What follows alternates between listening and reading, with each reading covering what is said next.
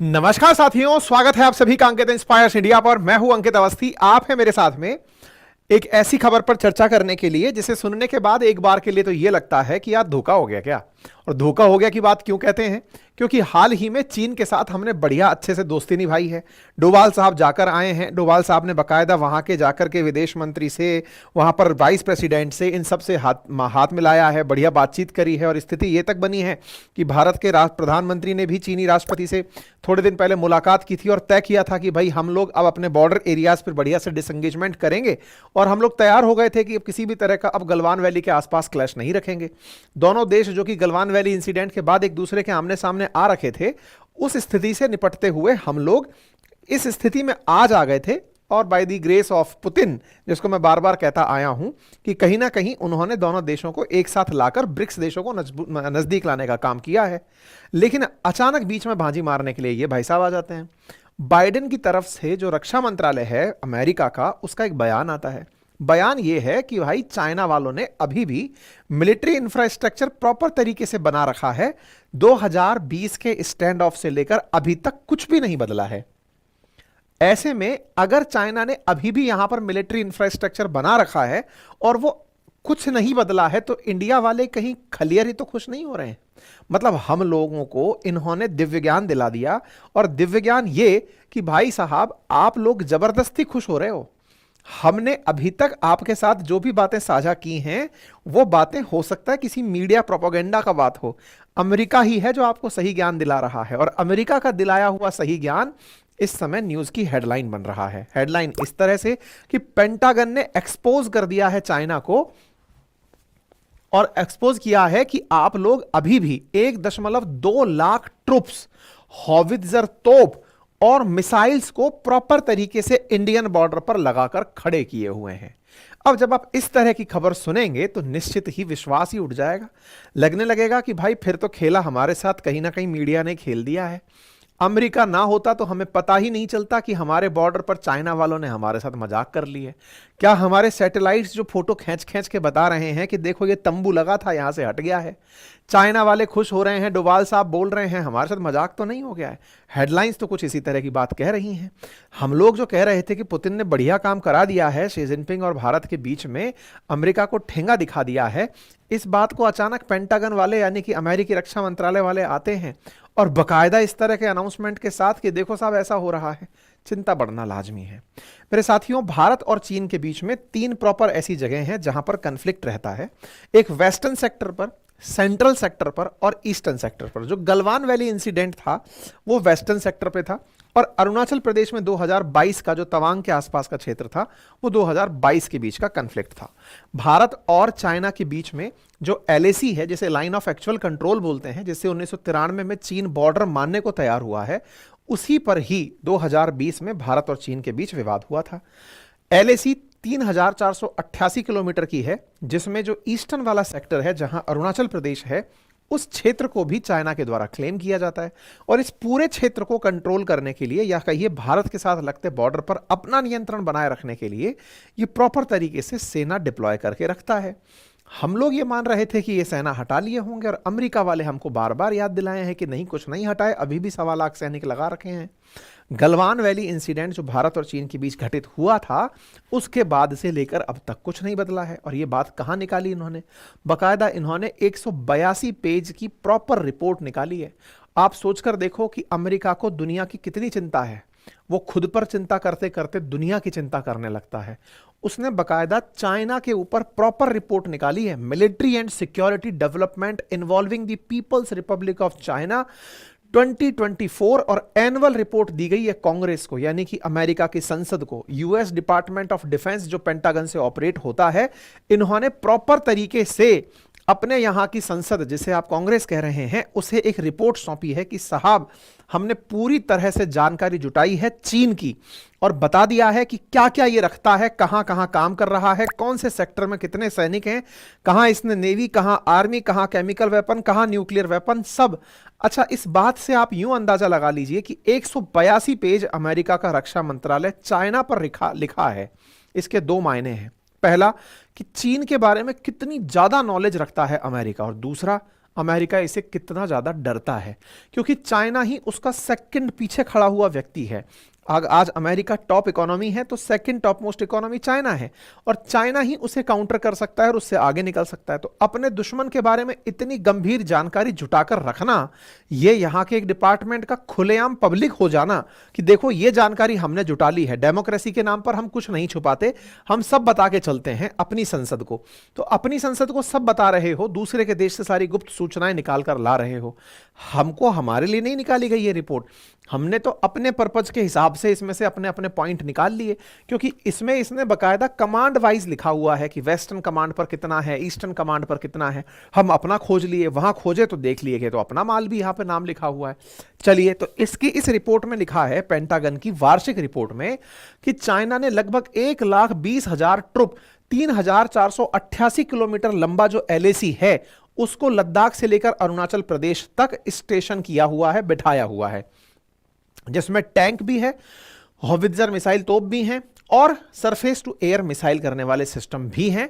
बकायदा इस रिपोर्ट में कहा गया है कि 20 कंबाइंड आर्म ब्रिगेड्स हैं जो कि यहां फॉरवर्ड लोकेशंस पर हैं, वेस्टर्न, मिडिल और ईस्टर्न सेक्टर के अंदर एलएसी यानी लाइन ऑफ एक्चुअल कंट्रोल पर।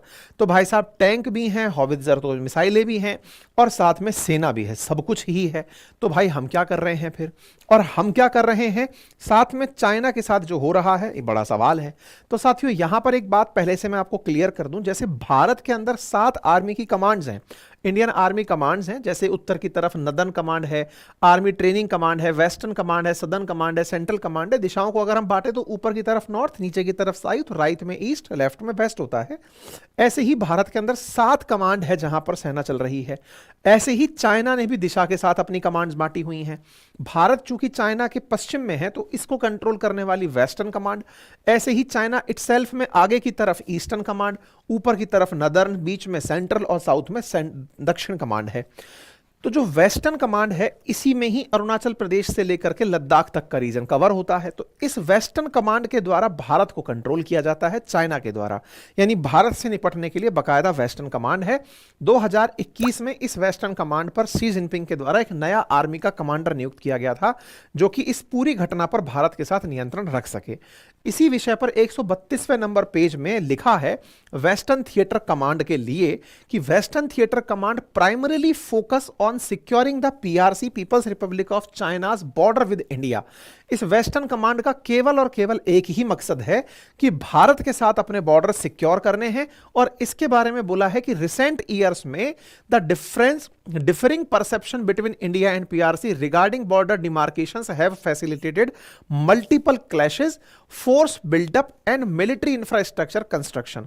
जून 2020 में पीएलए और इंडियन पेट्रोल के बीच में गलवान वैली इंसिडेंट हुआ था, most violent clash between two countries in 45 years. The PLA has not drawn down its position or troops number since 2020 clash and has built infrastructure and support to facilitate multiple BDE deployment along the LAC. Western Theater Command and Indian commanders have held 21 Corps Commander level talks since 2020 clash. तो इन्होंने भारत के बारे में लिखा कि भारत और चीन 2020 से लेकर अब तक 21 बार कॉर्प्स कमांडर लेवल की बातचीत कर चुके हैं, तब से लेकर यहां पर कुछ भी नहीं बदला है।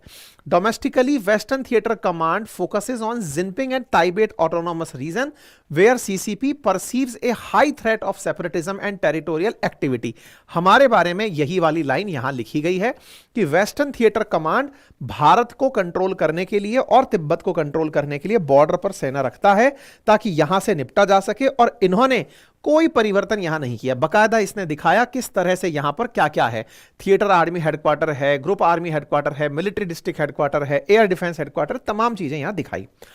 ऐसे ही इन्होंने ईस्टर्न कमांड के बारे में, जहां से ये ताइवान के साथ झगड़ा रखना चाहते हैं, वहां पर तो पूरा की पूरा लाल पीला नीला कर रखा है, इतना सब कुछ यहां पर है। मतलब इन्होंने चाइना के बारे में भरपूर रिसर्च की है। असले के बारे में, मिसाइल्स के बारे में, न्यूक्लियर वेपन्स के बारे में तो ये कहा है कि इसके पास 600 बम तो अभी चालू हालत में है और 2030 तक ये 1000 न्यूक्लियर बम बनाकर रख लेगा। और ये लगातार वारफेयर्स में, इलेक्ट्रॉनिक वारफेयर्स कैसे लड़ने हैं, इलेक्ट्रिक वारफेयर्स, एनर्जी सिस्टम्स के साथ काउंटर स्पेस टेक्नोलॉजीज में कैसे काम करने हैं, चाइना उन सब पर काम कर रहा है। हम क्या कर रहे हैं भाई? इस बीच में क्या भारत इस शहमात के गेम के अंदर कहीं पीछे तो नहीं छूट गया है?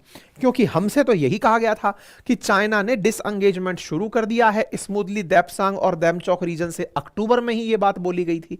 India China disengagement at two frictions, अक्टूबर 30 की ये न्यूज बनकर आई थी। बकायदा तस्वीरें दिखाई थी कि देखो ये झोंपड़े हट गए। 7 अगस्त को थे और देप्सांग के अंदर 25 अक्टूबर को नहीं थे, तो टेक्निकली ये यहां से मिस हो चुके हैं। ये मिस हो चुके हैं तो कोई ये किसी तरह से मॉर्फ्ड वीडियो तो नहीं थे एआई से बनाए हुए।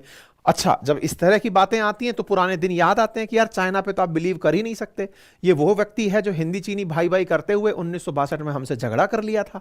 नेहरू जी तो इसी सदमे में चले गए। तो टेक्निकली इसके ऊपर कितना ट्रस्ट किया जा सकता है? क्योंकि ये वो देश है जो दोस्ती का हाथ बढ़ाकर दुश्मनी रखता है। तो इसके तो पुराने रिकॉर्ड ही बड़े खतरनाक हैं और ऐसी रिपोर्ट हमें और ज्यादा डरा देती हैं कि भाई साहब भारत भी कहीं ना कहीं चाइना की गलतफहमी में आ गया, चाइना के कहने पर कहीं धोखे का शिकार तो नहीं हो गया। इसलिए सवाल गहरे होते चले जाते हैं। बड़ा सवाल यही है, क्या ये सब सही है? और अगर सही है तो हमारे डोभाल साहब क्या करने गए, जिसके बारे में हमने कैलाश यात्रा की बात की। तो अब एक एक करके इसका काउंटर ढूंढते हैं। नंबर 1, जब डोभाल साहब चाइना गए थे तो हमने आपको एक सेशन किया था, अभी 3 दिन पहले का ही सेशन है, ये इसी चैनल पर डला हुआ है। इसी सेशन के अंदर लगभग 13वें मिनट पर 15वें सेकंड पर मैंने एक आपको पोस्टर शो किया था ग्लोबल टाइम्स का, जिसमें मैंने यह बताया था कि भारत और चीन को लड़ाने का काम अमेरिका करता है। ये ग्लोबल टाइम्स का मीम था। मैंने आपको शो किया था कि ये देखो अमेरिका, ये चाइना और ये भारत, इन दोनों को रिंग में लड़ाने का काम चाइना करता है, वो अमेरिका करता है। अमेरिका भारत और चाइना को लड़ाना चाहता है। ये चाइना वाले भी लिखते हैं और मानते हैं, ठीक है। इस बारे में हमने आपको प्रॉपर तरीके से रेफरेंस दिया था चाइनीज न्यूज का, ग्लोबल टाइम्स का, कि ये सब झगड़ाते हैं हम लोगों को, कि झगड़ो। तो झगड़ाते हैं तो भाई साहब झगड़ाने के काम आप कर रहे हो, आपने सेना अब तक हटाई नहीं, तो झगड़ाना अमेरिका क्या करेगा इसमें? अमेरिका क्या करेगा वो सुनो। देखो ये रिपोर्ट ये लोग अब दिए हैं, कब दिए हैं? दिसंबर के अंदर रिपोर्ट सबमिट की है। कॉमन सेंस की बात है कि 30 अक्टूबर को डिसएंगेजमेंट शुरू हुआ है, यानी अब से 1 महीने पहले डिसएंगेजमेंट शुरू हुआ है। दोनों के बीच में मुलाकात अक्टूबर के एंड में हुई है। 22 से 24 अक्टूबर के आसपास लगभग कजान के अंदर भारत और चीन के राष्ट्रपति मिले हैं। 30 अक्टूबर के आसपास न्यूज आना शुरू हुई है कि पीछे हटना शुरू हुए हैं। तो नवंबर इटसेल्फ में डिसएंगेजमेंट की प्रोसेस हुई होगी। इसका मतलब अमेरिका ने यह रिपोर्ट दिसंबर में रख तो दी, टेबल तो कर दी, लेकिन इसमें जो जानकारियां हैं वो अक्टूबर बाद की नहीं है। इस रिपोर्ट में जानकारियां शुरुआती स्तर की हैं, लेकिन हेडलाइंस क्या बन गई कि देखो पेंटागन कह रहा है कि चाइना ने अभी तक सेना नहीं हटाई। अब आप कहेंगे अच्छा, उनको इतना मुश्किल है क्या ये अपडेट करना कि देखो चाइना ने सेना नहीं हटाई? देखो उनके लिए तो मुश्किल था, क्योंकि उन्हें पता था कि भारत में मीडिया कैसे चलता है। भारत में तो इसी तरह से चीज दिखाएंगे कि देखो क्या हो गया है। इसीलिए इस रिपोर्ट पर मैं आपको एक बार वापस लेकर चलता हूं। इस रिपोर्ट के पेज नंबर 182 पेज में से 7वें नंबर के पेज पर नीचे चलकर जब आप पढ़ेंगे तो यहां पर इस बात को बकायदा मेंशन किया हुआ है, this report covers security and military development involving People's Republic of China through early 2024। मतलब 2024 के शुरुआत के डेटा इसमें डाले गए हैं। तो ये जो डेटा इसने डाले हैं 2024 की शुरुआत के, पेश दिसंबर में कर दी, तो अक्टूबर 30 के बाद जो डिसएंगेजमेंट शुरू हुआ है वो इस रिपोर्ट से हम कैसे एक्सपेक्ट कर सकते हैं? मीडिया इसे इस तरह से जरूर दिखा रहा है कि देखो साहब ये पीछे नहीं हटे, अमेरिका कह रहा है। अरे अमेरिका ये भी कह रहा है कि ये 2024 की शुरुआत की बात है। दिसंबर के अंदर अगर आपको रिपोर्ट मिली है 2024 के शुरुआत की, तो उसमें नवंबर माह की जानकारी नहीं है। यही सबसे इंपॉर्टेंट तथ्य है जो पकड़ना चाहिए। आप न्यूज उठाकर देखें अपने देश की, तो 30 अक्टूबर से शुरू हुआ था डिसंगेजमेंट। 6 नवंबर को लिखा आया था इनसाइड स्टोरी, कैसे हम लोगों ने डिसंगेजमेंट शुरू किया। मतलब तारीखों पर गौर करें तो पिछले महीने की तो है। यही कारण है कि चाइना वालों ने साफ साफ इनको ठुकरा दिया कि यार इनकी बातों पर विश्वास मत करा करो, ये लोगों के ऊपर विश्वास करना फिर से लड़ने झगड़ने जैसी बातें हैं। बकायदा इन्होंने, सोचो, इन पर तो बकायदा रिपोर्ट लिखी गई है। फॉरेन मिनिस्ट्री ने इस कारण से इनको कहा है कि अमेरिका फिर से हमें ही भूत बना रहा है, और वो बहका भूत बनाता है हमारा, कि हां भाई देखो चाइना ऐसा कर रहा है, तो हम लोग इस कारण से इस चीज को लेकर पहले से ही तैयार हैं। तो क्या हम शी जिनपिंग पर ट्रस्ट कर लें? क्योंकि अल्टीमेटली चाइना ने जो कहा वो डिसंगेजमेंट करते हुए चला गया। देखो, यह भी सत्य है कि चाइना पर ट्रस्ट करना हमारी भूल हो सकता है, लेकिन अमेरिका पर भी ट्रस्ट करना हमारी भूल है। दुनिया में किसी पर ट्रस्ट ना करे तो फिर दुनिया चले कैसे? इसलिए अपने हितों का ध्यान रखते हुए अपनी आवश्यकताओं के अनुसार विदेशी संबंधों में बढ़ते रहें, और इस तरह की जो खबरें हैं उन्हें बस इसी गहराई से लेते रहें कि अगर ऐसा हो तो हमें क्या करना है। निश्चित ही भारत की विदेश नीति इसमें कारगर उपाय करेगी, जो आवश्यक होगा वो सारे स्टेप्स उठाए जाएंगे, ऐसा हम इनसे एक्सपेक्ट कर सकते हैं। बाकी इंतजार करिए कि ऑफिशियली ये क्या इस पर रिएक्शन देते हैं। तब तक के लिए जो सूचना थी वो मैंने आपको दे दी। मैं एक सूचना और आपको यहां दे रहा हूं, वो बहुत काम की है। इस बार जब संसद का सत्र चला शीतकालीन, संविधान बहुत चला। संविधान को लेकर के संविधान पर यूं अंबेडकर साहब खूब चर्चा में आए। अंबेडकर साहब की तख्तियां लगाई गई, टी शर्ट्स पहनी गई, अंबेडकर साहब लास्ट में चलने शुरू हुए। हमारे लोकसभा के चुनाव हो 2024 के, या साल के अंत में हो रहा विंटर सेशन हो, उसमें चर्चा रही तो भारतीय संविधान की। इसलिए आप लोग क्यों ना एक बार ढंग से जान ही लो कि इस भारतीय संविधान में क्या है। इसलिए मैंने एक प्रॉपर तरीके का आप लोगों के लिए सेशन डाल दिया है। लिंक कमेंट बॉक्स में है अपनी पाठशाला एप्लीकेशन का।